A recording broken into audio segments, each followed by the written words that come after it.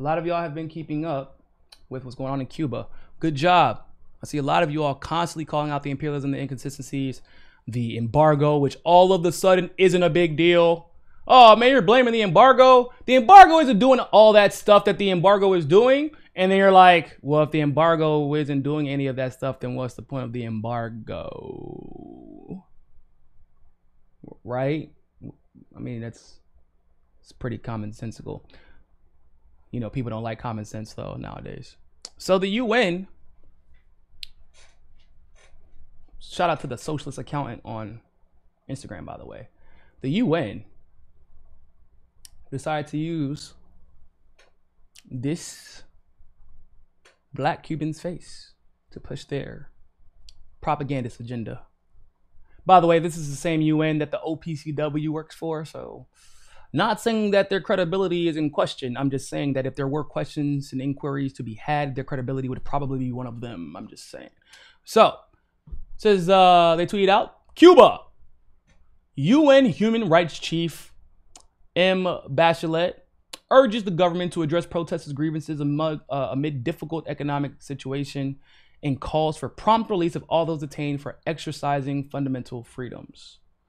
Man, I wish the UN could have made a fucking tweet for us when we were getting the shit beat out of us last year and getting tear gas used on us, which is technically a war crime. But hey, you know, the UN Human Rights Council that let Saudi Arabia, probably the biggest committer of human rights around the world, sit on the Human Rights Council. You know, they're just stellar in their record for maintaining human rights.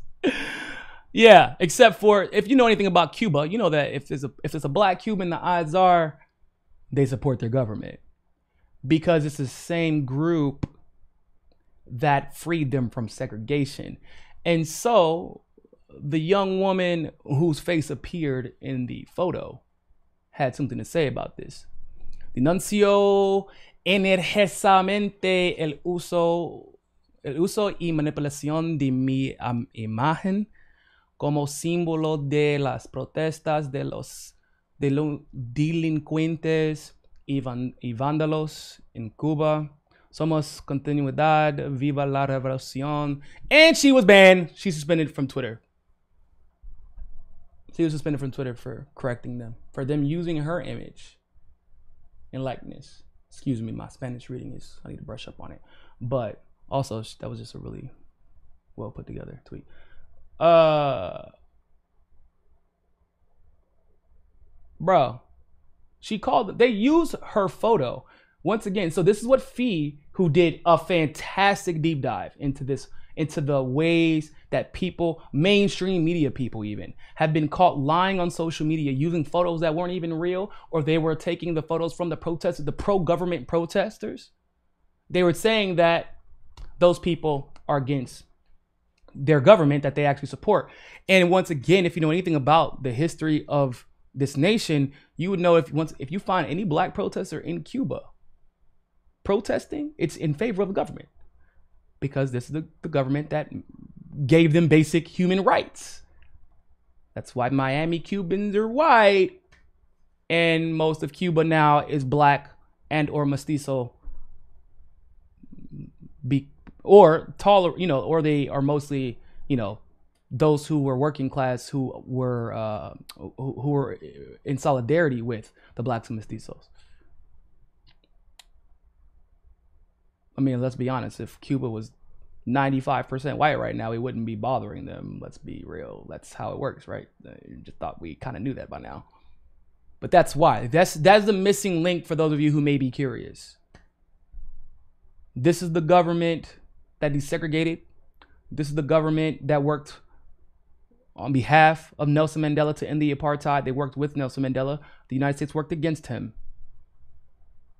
This is the government who denied U.S. imperialism economically, militarily, and otherwise, that kicked the mafia out. That's why that's why the embargo exists. I mean, look at the fucking timeline. It's right there. So they use this young woman's image to push propaganda. And she addressed it.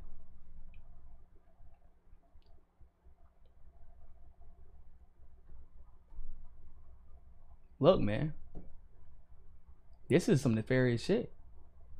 When you have official organizations like the United Nations using, because they did that on purpose. If you use another Gusano, another white Cuban, everybody's gonna be like, yeah, of course you use a picture of a white guy, because like for the same reason y'all use the pictures of white Venezuelans when y'all are pushing that. I mean, that's who would agree with Juan Guaido.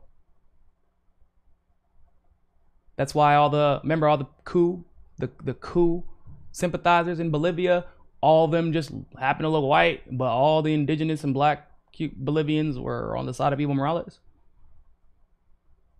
There's a reason for that. There's a reason.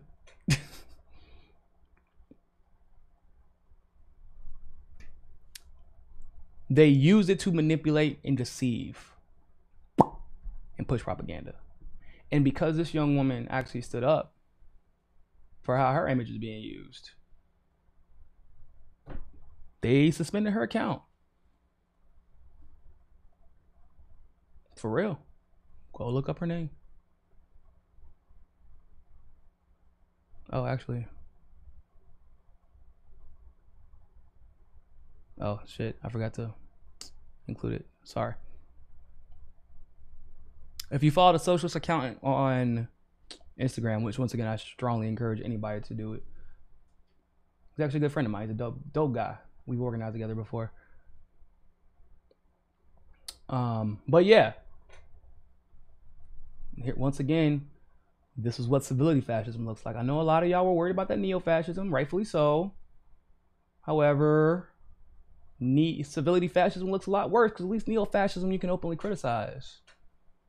Civility fascism, you get suspended for criticizing, even if you're literally responding to someone using your personal image wrongfully.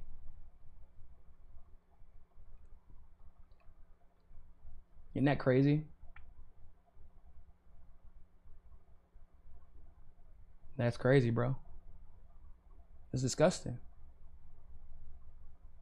Instead of just, because all they could have did to save faces. Oh, our bad, we didn't know. We've adjusted the photo to make it, so that we went back, we backtracked, we adjusted the photo to make sure it was of a person who actually was supporting protests against the government. Our mistake.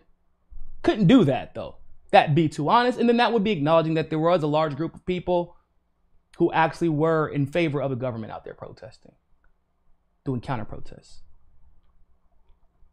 Even though that would have actually been that just would have been the more strategic thing to do. It brings less attention to you when you just retract, correct, move on.